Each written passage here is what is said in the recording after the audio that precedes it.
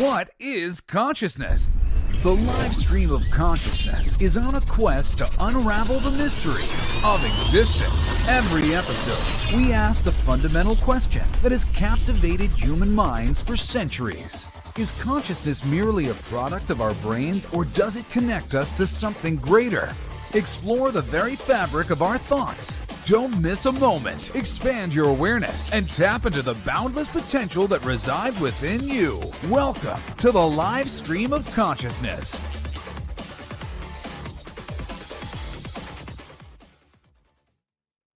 Yes. Welcome to the live stream of consciousness. Did I scare you? 5 minutes late. I have never been 5 minutes late before. I am in the middle of an emergency. Do you see me sweating over here? Yeah, I just had an emergency from work that I had to deal with. It just happened to happen right at 8:59, so I had to deal with it. But yes, we are here. It is Thursday. It is the live stream of consciousness. Of course, Ninja Kitty is out there. I'm sure Tim is out there somewhere, and we are just swimming in liveness at the moment, right? It's the moment.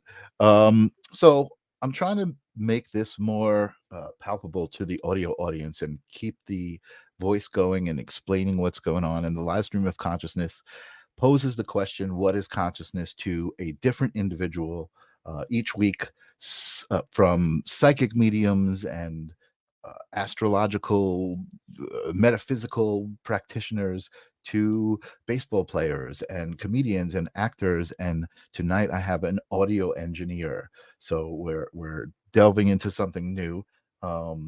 And I am going to hope that I'm going to pronounce this right as I welcome from Workstations, Matt EINSIDLER. Did I pronounce that one right, Matt? It's pretty close. We're just gonna put a longer I on the on the I and go EINSIDLER, and that's EINSIDLER. You got me with that one. I wouldn't have thought that, but excellent. I was curious the whole time. Every time I had to type it, I was like, how am I going to deal with pronouncing this? It's probably got some history of transferring between languages and cultures where it doesn't quite make sense from any one particular language. Right, I got you. All right, well, welcome Matt EINSIDLER to the live stream of consciousness. We met through my girlfriend Janice, who does a broadcast also called Unique Peace, and you were a guest on her show, and I think you were a guest on her show because she was a guest on your show. So it's like this podcast relationship. This platform is so amazing. Having conversations like this is awesome, and I can't wait to talk about what you do because it's directly related. You have a great studio, it looks like, that you do this from, and I want to talk about that too. But I invited you to the live stream of consciousness to put you through my grill, and that is the question I pose. I don't know if you heard me doing the intro, but I pose this question to lots of different people to just add to the answer and grow it, because every answer is correct. Every answer is coming from a different perspective, which is, part of the collective, but that's part of my answer. So I'm going to ask you what your thoughts are, and Ninja Kitty's out there saying, welcome, Matt. And that is a little typing to her in the chat to try and multitask with my whatever consciousness I can bear. I love it. So what is consciousness, Matt? What do you think is your definition of consciousness? Yeah, it's it's funny. As I was listening to the intro, I realized that I do much more, like consuming of other people's opinions about what it is, and I do really like thinking of it myself in a definite sense. Like I ponder the possibilities often, and I sort of like remain open, and as people claim to look for evidence or argue theories this way or that way, right. and I probably know more about which famous physicist communicators think which way or the other, or have opinions about each other's opinion, and I do so much of this listening, but I try to it's not that I don't have my own opinion, but I'm so suspicious of my own biases that I try to like saturate myself with people who seemingly know more than me to try and kind of to counter that. Okay. Well, that's It's a lot of words, but I'm not letting you get out of it. I still want to know what you well, think. to be fair, that's the preamble. I I do think I think that maybe there's a sort of multi-layered explanation to consciousness in Sure. that um, maybe one of the virtues of it is being able to create others, that capacity, and Love that. maybe you can be an entity that's conscious inside someone else's consciousness. Maybe that's possible.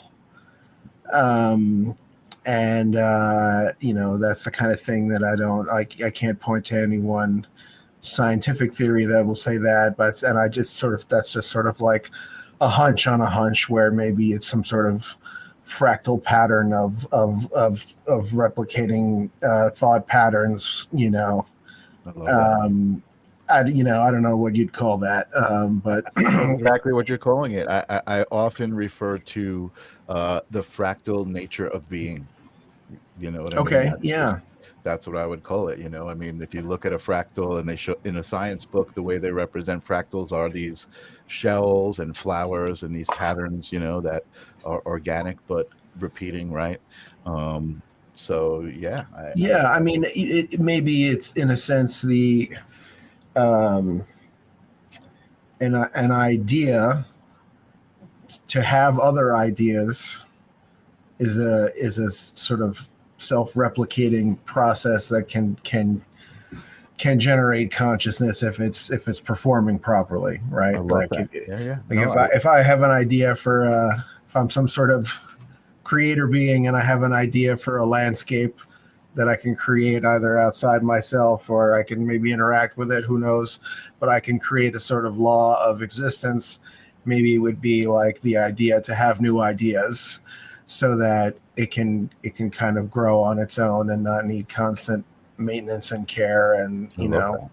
I love that. I don't know what what that implies or whatever, but it seems like maybe that's at least one of the possibilities that we're dealing with here, is that Yeah, a good idea, like a good geometric pattern, can kind of like generate maybe more good ideas for more patterns or more different ways of looking at the same pattern that appear like other patterns. And you know nature beautiful. obviously plays favorites with some things.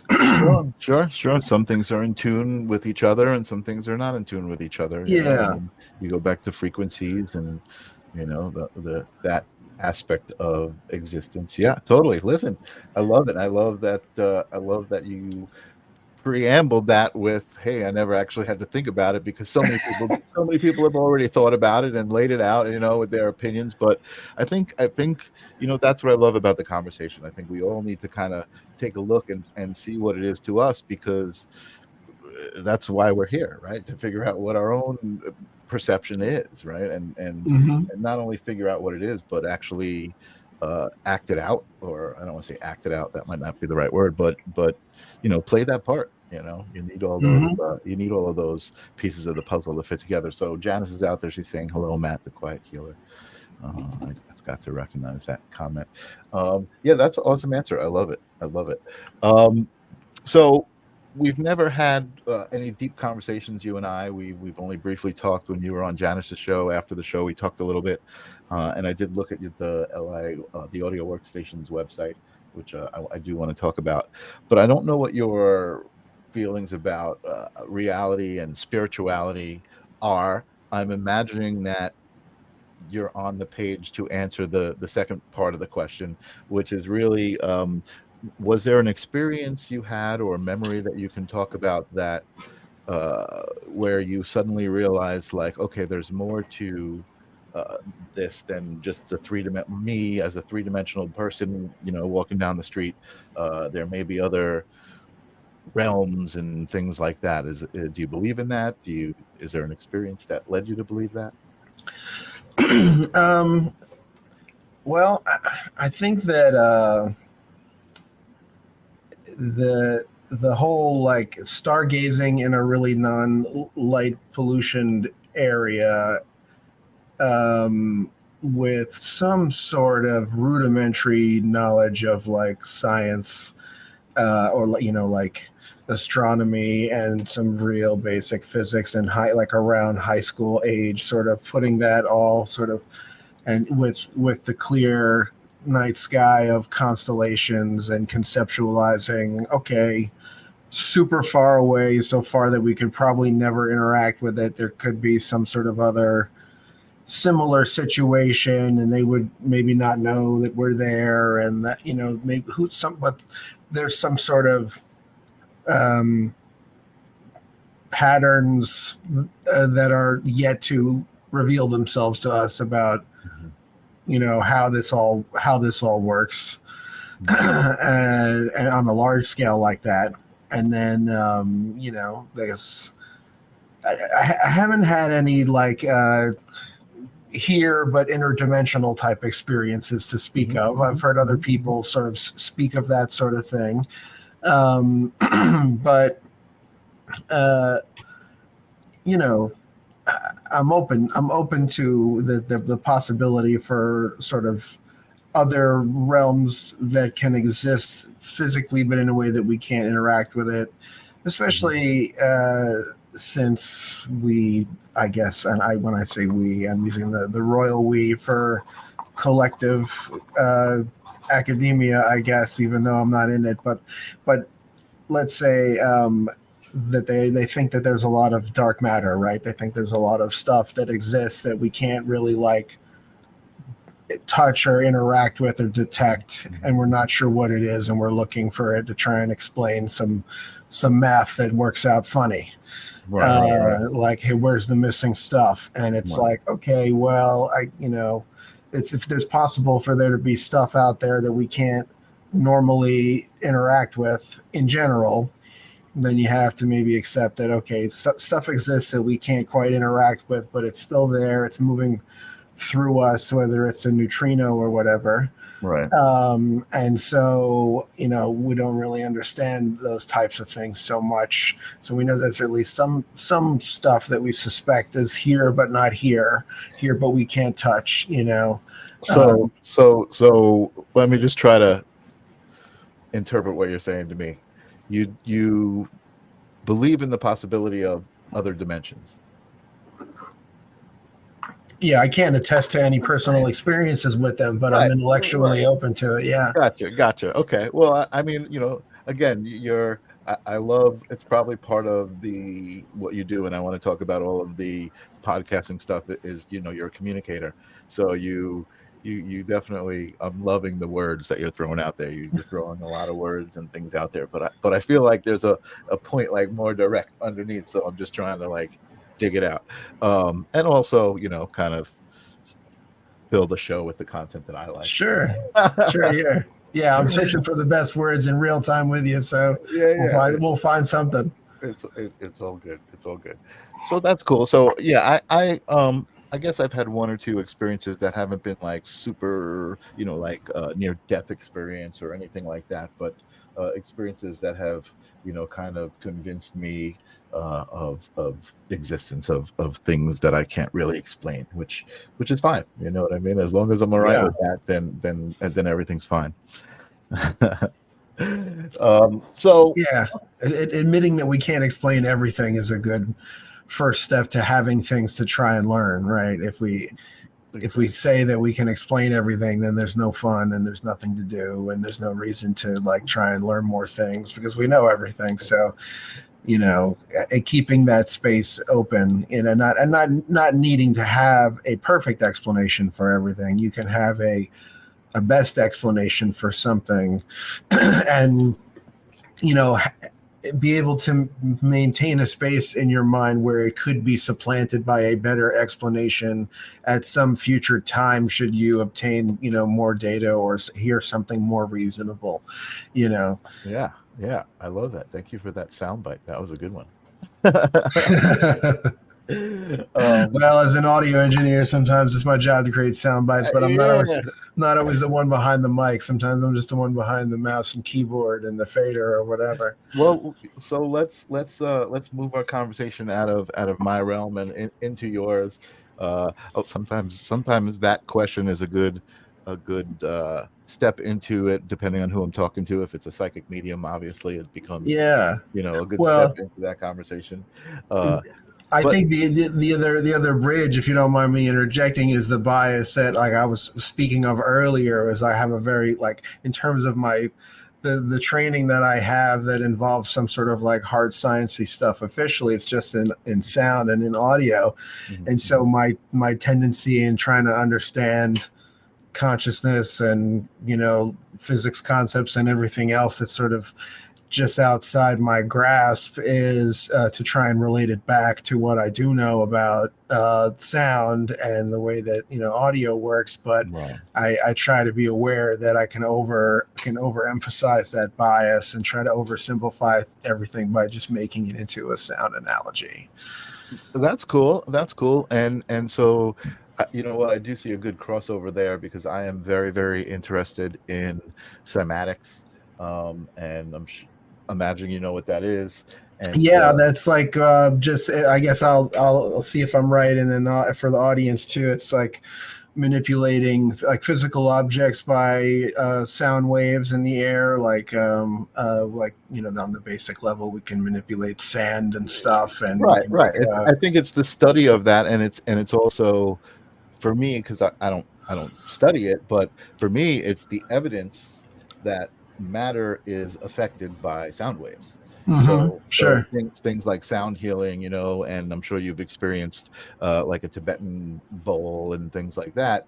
There are certain vibrations that certainly interact with you differently than other vibrations when it comes to sound, right? Sure, yeah. I mean everything from the way that we hear, on like an audiology kind of perspective, like the shape of your ears and your head and the way that is tuned into your brain. Like we could have been a different animal with a different size ear and heard different frequencies. For instance, dogs hear higher frequencies than us, and I believe cats can hear lower frequencies than us, which as a side note might be why they make good pets, because they cover a larger area spectrum with their hearing than we do. But in any case, it's bound to be that certain frequencies or wavelengths, depending on how you want to look at that, will resonate with, let's say, just the cavity of our skull or the size of the hole that makes your ear, to be interacting with you the way that a wine glass resonates in certain ways. And that's not even to say that, there's brainwave frequencies that you can try and achieve, and there's the whole binaural beat phenomenon where there's a difference between your left and your right ear, and you're dealing with a frequency number that's the difference between them.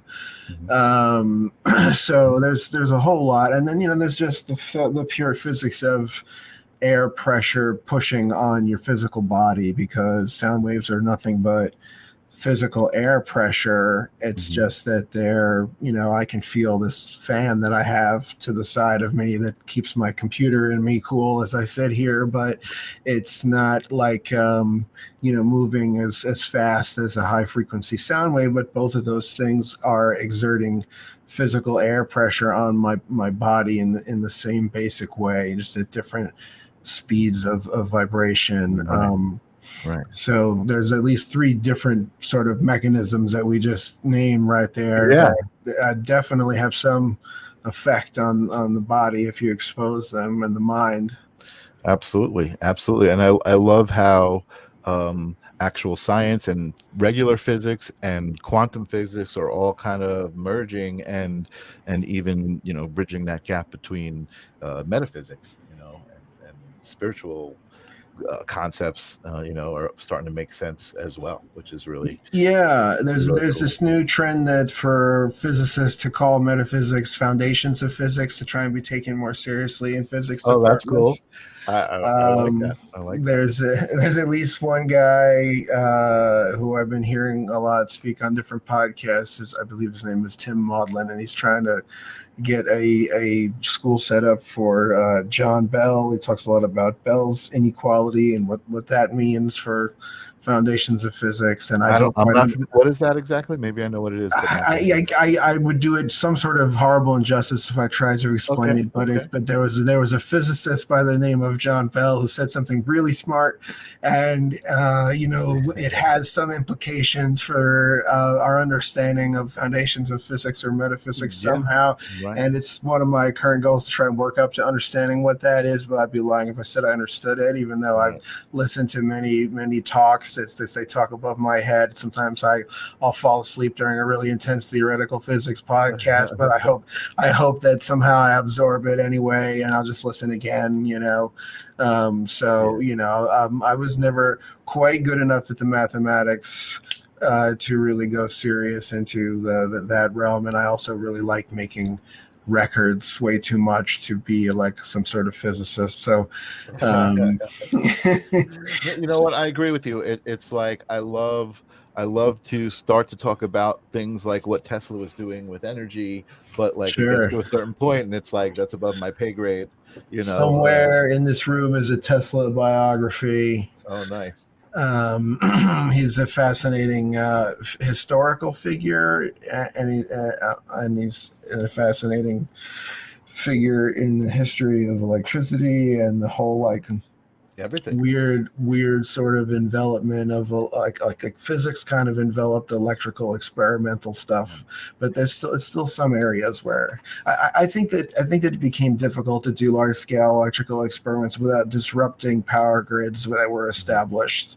Right. And I think that if the type of experiments that a guy like Tesla was trying to do wouldn't really fly when you have the chance of knocking out the power of local areas and stuff. So I think that whether or not it was some sort of weird conspiracy, I don't think we don't do those kinds of like really big electrical experiments, but I think there's some labs in some places. Well, I was going to say, if there's stuff in the middle of the desert, if he didn't live on Long Island, and interrupt his neighborhood's power every night.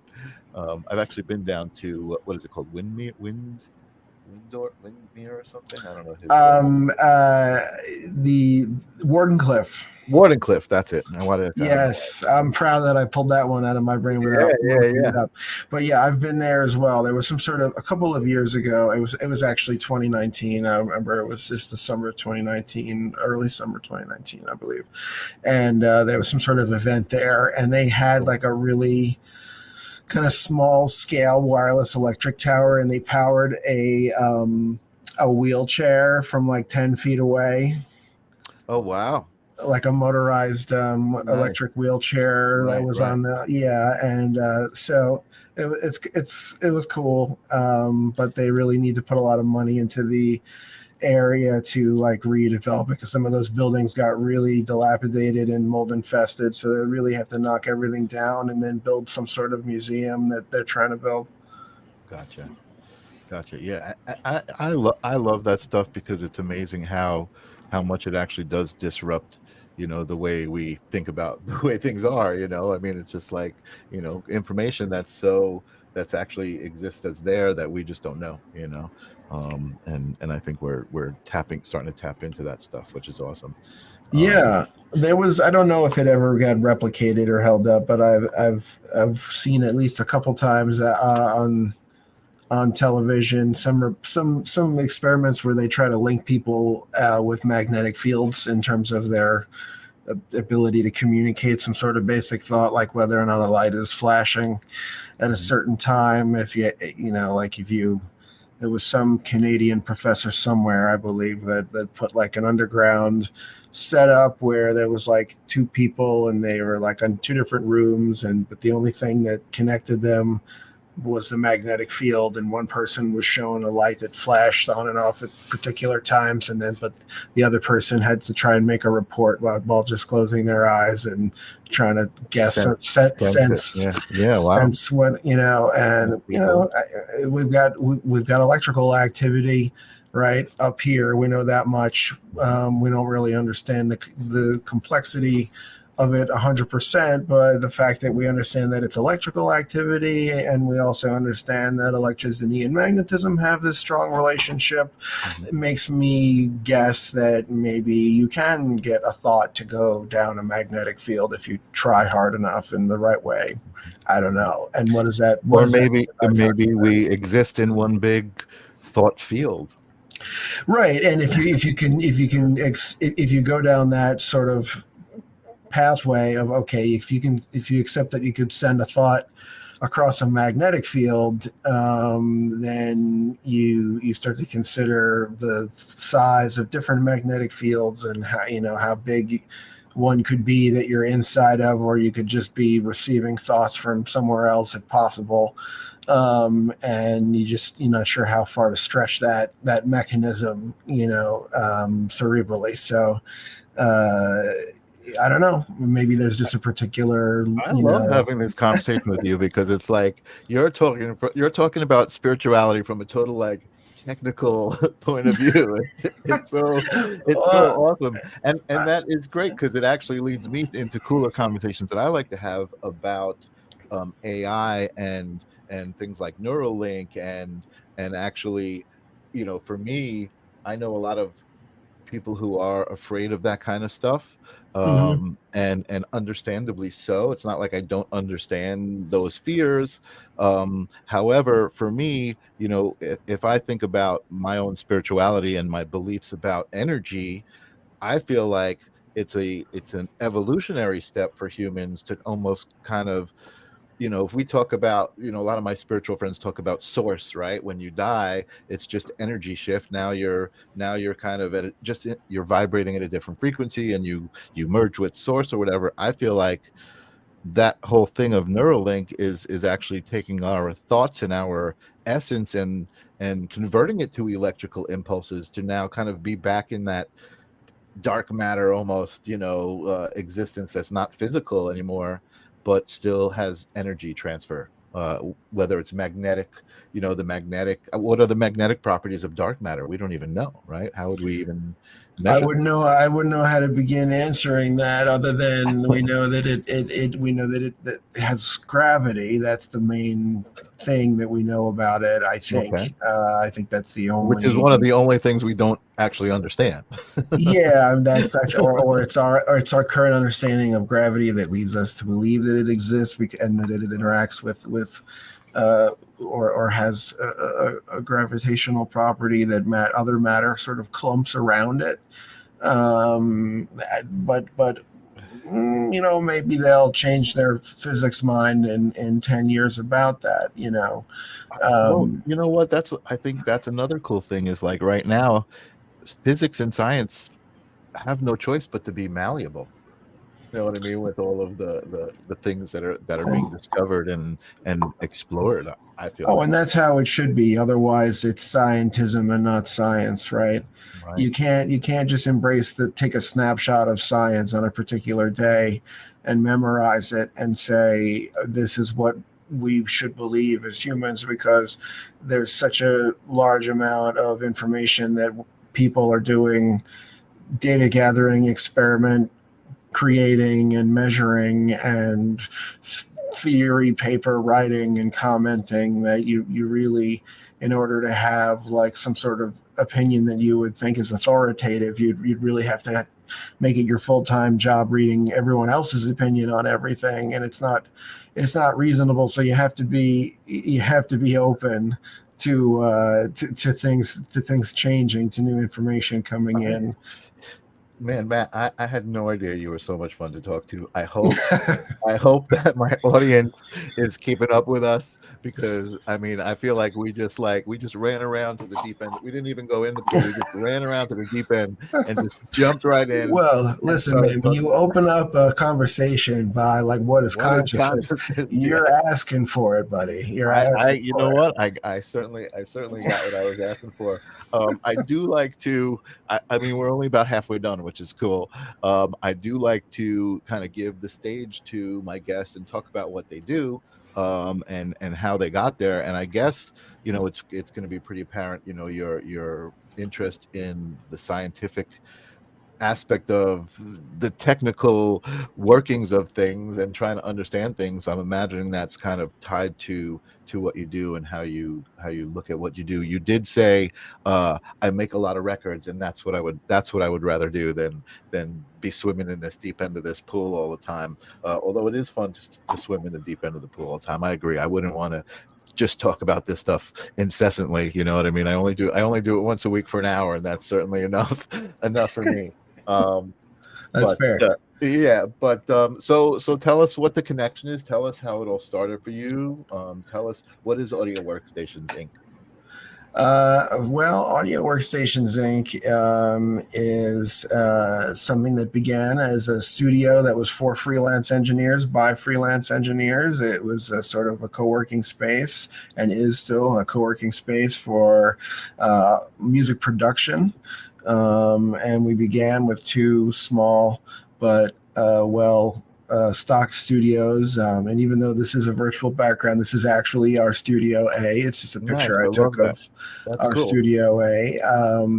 But someone else is working in there right now, so this is my way of being there without being there. That's awesome. But we have two music production studios, and we wanted to sort of solve a problem that we saw as recording engineers, and that was the gap between what like a bedroom or a basement studio looks like and what a professional studio looks like, and the cost differential between those two things being so wide, and there really not being something reasonable in the middle that was located in a commercial space that didn't sort of suffer from the problems that come with just doing something at home, right? If you have any kind of family or neighbors or a dog or something, then there's going to be some impediments to having a sound studio, and a lot of those issues some of them are about outside sounds getting on your recordings. Some of those are about your sound from your speakers bothering other people or your amplifiers or whatever you're using. And so we wanted to solve those problems, provide the right amount of digital equipment and analog equipment for those of us who are nerdy about equipment to have. The familiar with the history of recording studios among your audience will notice just the absence of what we call a large format console, which is a giant mixing board desk, basically. I believe, is that like a Neve? That's called a Neve, right? So a Neve is a particular brand that is very well known and famous. There's also another brand called SSL. There's API. There's like 3 to 5 major brands that people would go after. But essentially, the reason for those boards, there's multiplicity in the amount of things that you're going to be recording that would necessitate one of those. So if you need to record 16, 24, 48 individual microphones at once, then that can still be a reasonable thing to do when you're setting up a studio. That's going to be something that you're needing to do all the time. But the reality of most modern recording is going to be 16 and under microphones that you have set up at once for the average recording project. So that being said, it means that I can not necessarily have one of those large format boards, and it keeps the initial cost of building the room down, and then I can pass that savings to my members and to the artists that work with my members. So my members are audio engineers and music producers, and then their clients are artists, and we're sort of acknowledging the freelance market in the sense that I'm not advertising directly to singer-songwriters or artists. I'm allowing that relationship between the freelancer and the artist to exist, so my members can have their own production companies and such, and I can rent them the studio at a wholesale rate. and then they can set their own rates and be in charge of their own careers as freelancers. That's awesome. And that, thank you. I mean, that's the initial thing, and that's what we still do in Studio A and B. And then we've expanded in recent times to having a Studio C and D, which is C is a podcasting room for the sort of in-person version of what we're doing tonight. Plus, we can get up to 3 or 4 people around a table, Cool. all with their own cameras and microphones. And then we can also bring in people via Zoom and stuff. And I initially had Janice in that room for Long Island Local Podcast, which is a podcast that I do where I try and interview local business owners when I can. And so then we also added Studio D, which is basically 2 walls that we painted chroma key green. Hi, Janice. Oh, nice. And so we painted the 2 walls chroma key green. We have lights and virtual studio. A camera, and we try to do things like YouTube video content. I have a YouTube channel for audio workstations that has like tips and tricks for audio engineering stuff. And we do also a live stream open microphone for local artists last Thursday of every month. We do it live out of this studio that I'm virtually in right now. So that's local music, like a live. Yeah, so local music artists. We open our doors for an open mic, and we go live on YouTube, similar to this live stream, only it's just live in studio performances. So we do that at the last Thursday of every month at Audio Workstations. We're in Bohemia, New York, for local artists that want to stop by, and they can shoot us an email if they know they're coming in advance. So it's always good to have an idea of how many people are showing up. Otherwise, we open the live stream up at about 7 p.m., 6 p.m. We do 6 to 10. That's what we do. Cool. And awesome. How long have you been doing that for? We started that around this time last year, I think, and we've been doing it on that schedule ever since. And we've sort of experimented with different camera angles and different audio setups. And basically, I have in this room that you're seeing behind me, there's 2 computers. One of them runs the audio recording studio, and then the other one, you can actually see in the photo behind me, you can see like a microphone that's pictured in the booth. That's a webcam feed through a separate computer that is, you're actually seeing OBS on screen, which is the streaming software we use. Yeah. So I can go live either with that kind of angle, or I can add 2 other webcams, one on the couch or on the in the piano area. Cool. And so we can live broadcast the musical performance from Studio A as well. That's awesome. I love that.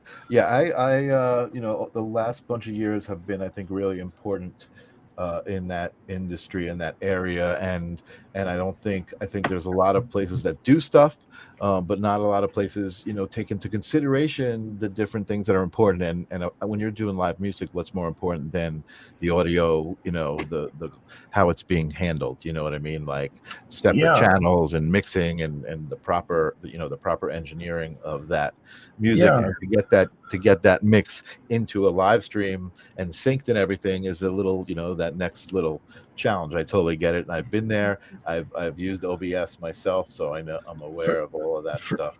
For any audio nerds in the audience, I'm using a external word clock to help sync the 2 computers, which is a digital clocking source that distributes the time code to both computers, so that the audio feed from the recording computer and the webcam feed are synced up in terms of the. So let me ask you a question, and I'm probably going to age myself. Is that still called SMPTE?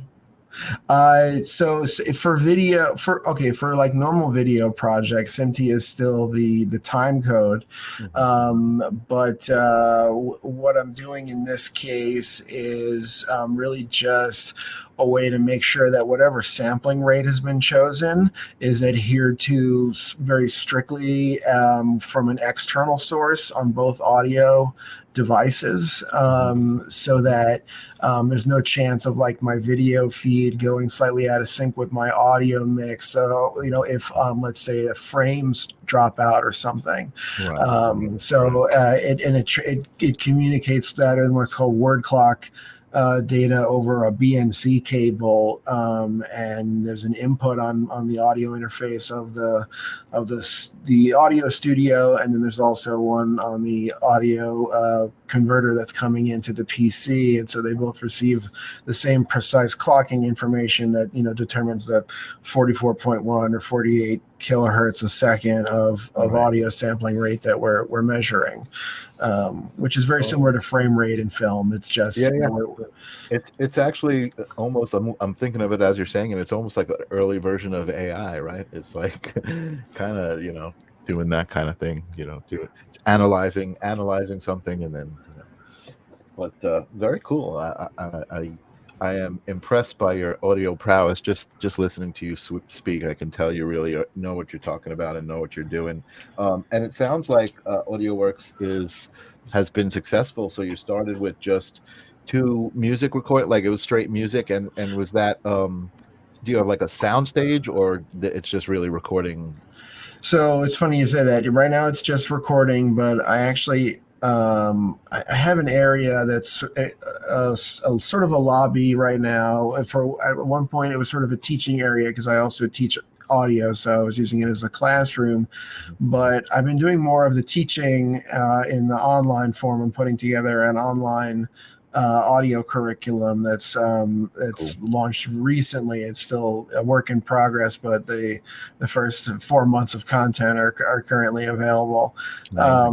But in any case, the lobby area is going to be now sort of available for a change in purpose. So what I'm hoping to do is put a small stage area and an interview set in our lobby area, so we can sort of expand on 2 different areas of our business. One is the art angle, right? We have some in our throughout our walls outside these studios, we have some art hanging on the walls, and I'd like to do more art shows there where we hang local art, and also are able to put like sculpture on a small stage.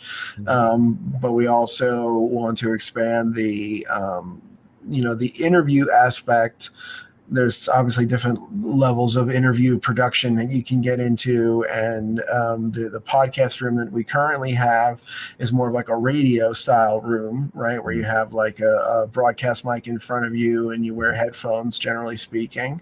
But what I'm looking to put out there in the lobby is more of like a television sit down interview with lapel mics on a fancier chair, and then a little 2-person interview set, and at that point the facility that we have will be not only capable of music production, radio style podcast production and live streaming, and video YouTube production, and also now the television interview thing. So other than doing sitcoms and sound, like not like a film level sound stage, a sound stage studio, right.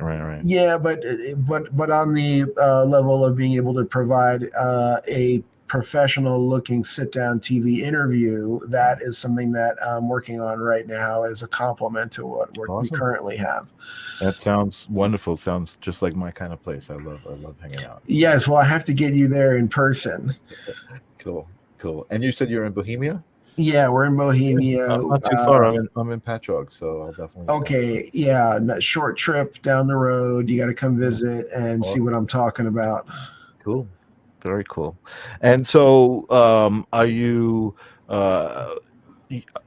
producing content yourself? You said you do a podcast. I mean, other than renting out the rooms and helping facilitate this to other people. And by the way, before I ask you about you, I love that idea, and I saw it happening a couple of years ago with the Sola spas, right? So, salons, the places were doing, like, it was one big warehouse, but they were cutting it into rooms for different hair salon people and nail salons to just all freelance out of their their own space. kind of, it's a little different of a model, but I love the model that you're talking about where you have members, and Yeah. so there's probably a couple of people who are producers and have their own production companies, but call your space their home, as far as doing That's their the work. idea. That's the idea.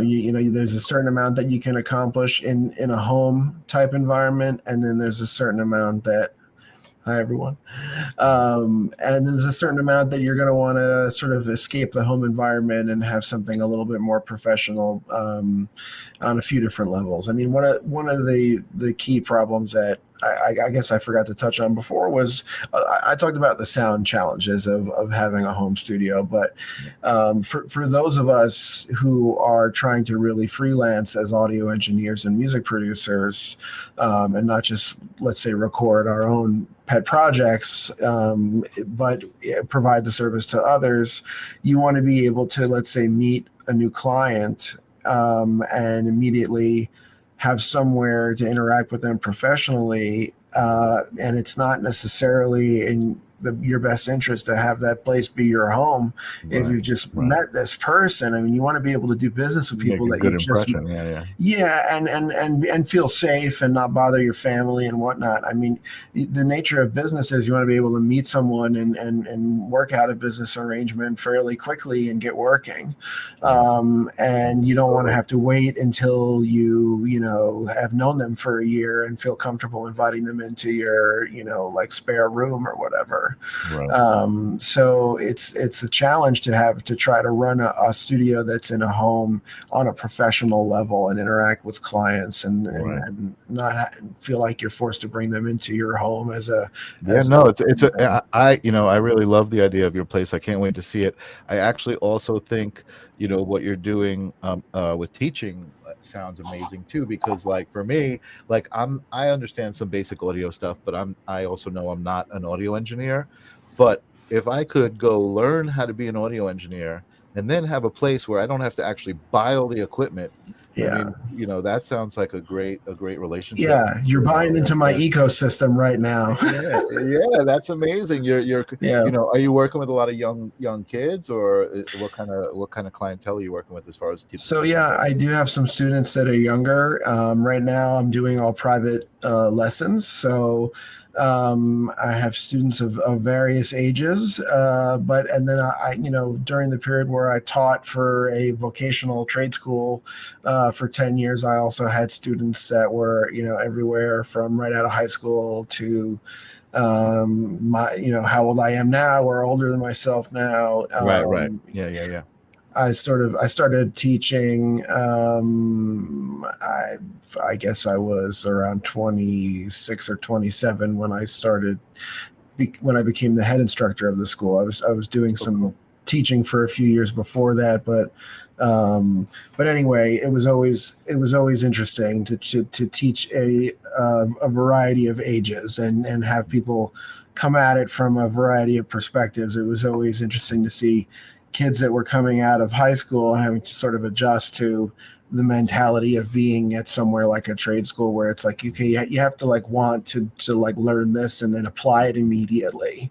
And you can't think of it as another thing that somebody's like forcing you to do, or like, we were trying to fit like as much audio engineering knowledge as we could into like less than a year. And people are showing up 2 times a week. So it was a lot of information, and it was like not a lot of opportunity for people to let things slide through the cracks. But sometimes I would get students saying, "Oh, I just ran into this thing in real life." And maybe it was a year after they had graduated, if we were still in touch. And I remembered you talking about this at one point, but it seemed like it didn't really matter at the time. But now I'm dealing with it. It was all very practical. It was. I hope you have a rate for that. Yeah. No, that's great. And I know what you're saying. I actually I taught Photoshop and Illustrator, digital art applications for a couple of years in SUNY and actually at the Art League. And so I was teaching kids, and I was teaching retirees, doctors who were like, brilliant minds, but they were, trying to learn how to do Photoshop because they were photography enthusiasts or something like that, So I get that. And I love what you said about seeing these different perspectives, of where they're coming from. It's kind of, I think as a teacher, you're constantly learning too, right? With the people that you're teaching. And Oh yeah, that the one of the greatest phenomenons of teaching is when you thought you understood something, you started Mhm. to explain it, and then in the middle of explaining it, you suddenly understood it, and you're like, I thought I understood this when I started, and I was very confident about explaining it. But I just said something out Now it makes loud, even more sense. and Yeah. then I heard what I said, and something clicked that hadn't clicked before. Right. Or sometimes it was a result of somebody asking a question, and then I would have to explain further. And just kind of like earlier when you asked me a question, and What is consciousness, right? I had to figure out what I really thought in real time. Yeah. Because I feel like I kind of understand this, but I don't often have to verbalize it to this extent, right? So, Right. and then I would keep talking, and then they would understand, then I would understand better, and Yeah, the that's the great. whole thing was sort of kind of there would be transcendent moments in teaching where there'd be sort of like everyone would get a little like knowledge buzz, like, oh, that's really cool that I now understand that and I didn't before. Right. Totally. So do you have any clients that were former students that you brought into your family, and now they're producing stuff and under your in your building? Yeah, there's been a couple of members over the past however much since we opened up in at the end of 2016. So over the years, there's been former student members, former student clients. There's everyone kind of comes to study audio engineering and then learns that there's different specialties within it, and sometimes they settle on one specialty or the other. And so sometimes I'll get lucky where one of my former students settles on tracking and I've settled on mixing, so we can work together on stuff. Wow. Cool. Because if they want to mix, then they want to mix, and they don't look to me because they want to be the mixer.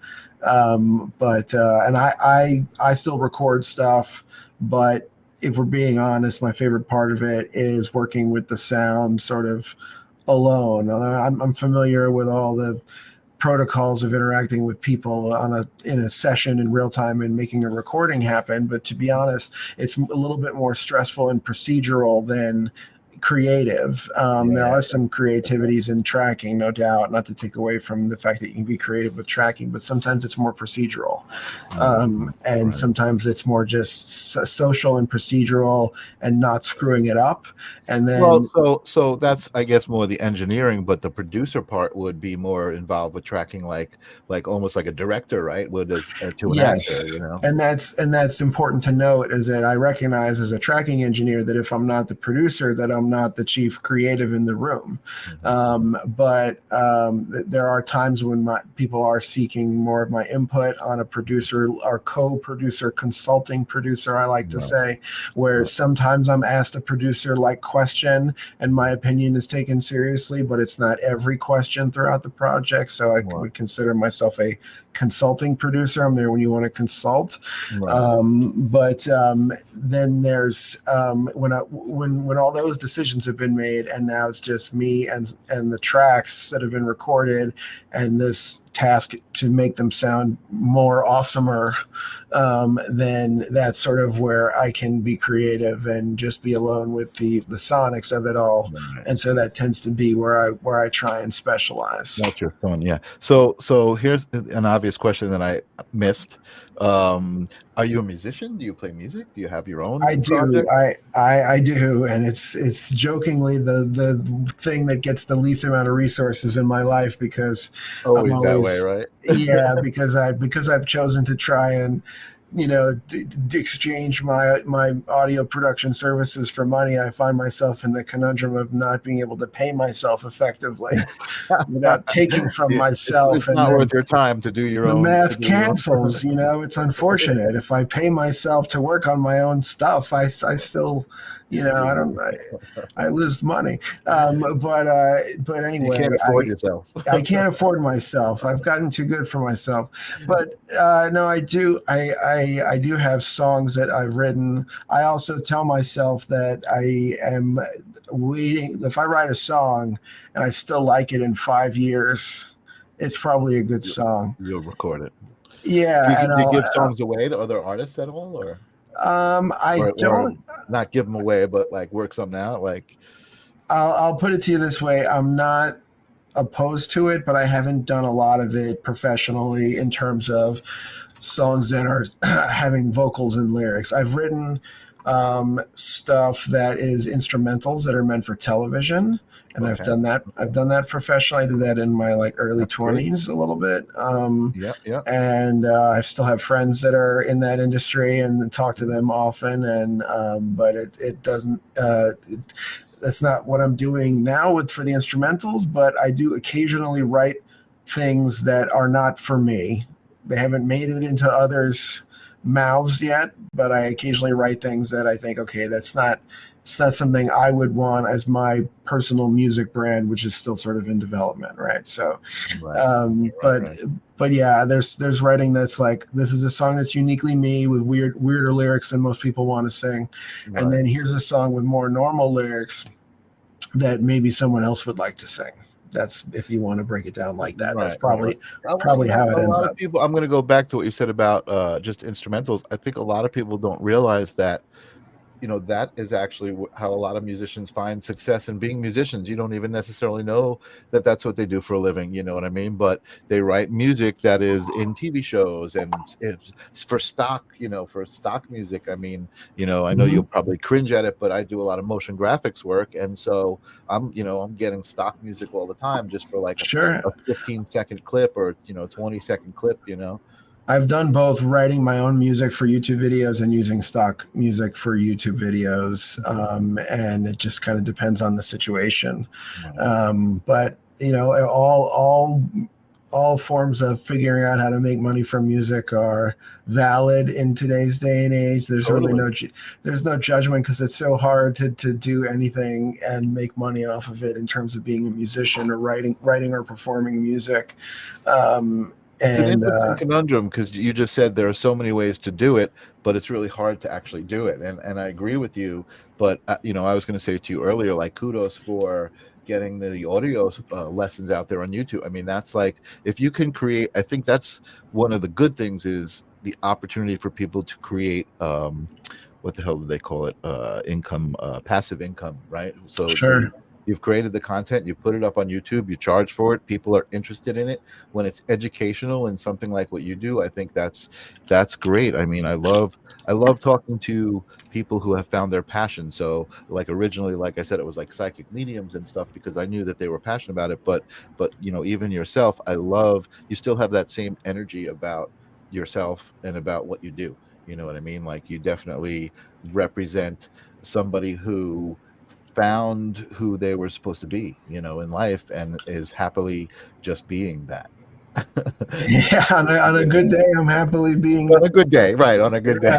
It was sort of, I don't know, it was sort of inescapable. I got really into music and records specifically from like my early teens, and a certain amount of headphone experiences, connecting with specific pieces of music, the idea of fixing something permanent. It's sort of like a music sculpture or something, right. And making it as perfect as it can be, and then releasing it. I mean, live music is sort of one thing, and it's great, but it's not meant to be sort of this like ultimate version of like a studio recording is sort of meant to be the ultimate version of the song that you can create, that you want people to listen to over and over again.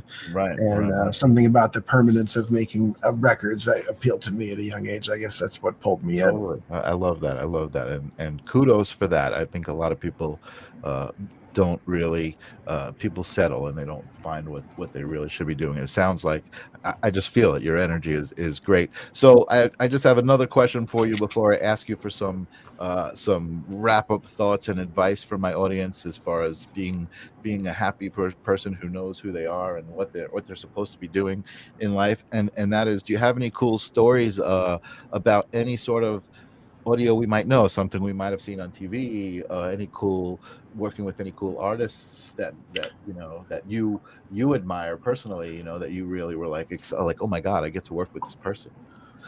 Well, I have a bunch of really great music clients right now, and really great producers that I'm working with. So, artists like Arizona Lindsay, who's also a producer, and Taz Defiant, who's a really interesting metal artist who writes all of his own music on Taz staff. Defiant. I have not Taz heard of him. Defiant, yeah. I like his name. Yeah, me too. A bunch of different artists. Law of Planet 12 is a super multi-talented individual with a rich history in the music industry, and A talented individual calls himself, what is it? Law. it's Law, yeah, LAW, Law. Awesome. I love it. Yeah. I love it. I love the way creatives are thinking these days. And as far as TV, for those who are into the world of HBO and Max, and in the universe of Sex and the City, when we get to episode 10 of season 2 of And Just Like That, which is the title of the show that is the continuation of Sex and the City. Okay. There will be some re-recorded dialogue that hopefully you won't even know was done in my studio. That was done in my studio. Oh, so this is actual like audio engineer work that you did for. Yeah, so it's what we call ADR. Cool. ADR is automated dialogue replacement, where the talent will come into the studio and add or replace on-set dialogue that was either not recorded properly or just they decided to add information later. So sometimes we'll throw in some words where the actor's off screen and they could just reasonably be saying something in the background that helps move the plot forward. Or right. Nice. in this case, I believe there'll be some scenes that were in a public sort of area where there's background noise, and so we re-recorded some dialogue where the background noise prevented the main microphones from picking up the original dialogue. What are the chances that on my show that's I'm glad that Ninja Kitty is into it. So that's awesome. She's gonna see that. She might ask you for a time code, and when I'm not giving away any specifics about the episode because I wouldn't do that to HBO, but those in general terms, that's what ADR is. That's great. I love that. And I love that. I mean, I'm really actually, I think this was a fun episode to kind of talk about what you do, because we don't usually talk about stuff that people experience every day but don't even realize they experience it, right? It's behind the scenes. I always tell people how important audio is when you're doing video, and that's why I have a microphone like this to at least sound more decent than just my onboard mic, although I don't have good mic technique because I often go this way. Well, it's tough for these live things. If I was going to have proper mic technique, I would have been here the whole time. Right, all the time. Hey guys, I'm talking into my microphone and this sounds good, right? Awesome. Matt, you are so awesome to talk to. I can't wait to talk to you a little bit off air. But I would love if you had any kind of parting words that you feel are appropriate to my show. Tricky. We talked about such heavy stuff. I feel the need to be, sort of profound, but profound is good. I like that. No, it's gonna come out cheesy. I'm just gonna be like, tune into the right frequency, everyone. No, everyone. I like that. What's wrong with that? I think that's catch the right vibrations, audience. That's the best I got. You got my best stuff earlier. You know what? I think that those are both great, and it really is as simple as that, right? So I'm gonna say with that, I'm working on a guest for next week because my guest canceled, so that's gonna be a surprise. All right. But if we all just tune into the right frequency, I'm sure it's gonna be all right. And I will see everybody next week on the live stream of consciousness. Thanks for being with me, Matt. I appreciate it. Thanks, everyone. Thank you. Peace out. What is consciousness? The live stream of consciousness is on a quest to unravel the mysteries of existence. Every episode, we ask the fundamental question that has captivated human minds for centuries. Is consciousness merely a product of our brains, or does it connect us to something greater? Explore the very fabric of our thoughts Don't miss a moment. Expand your awareness and tap into the boundless potential that resides within you. Welcome to the live stream of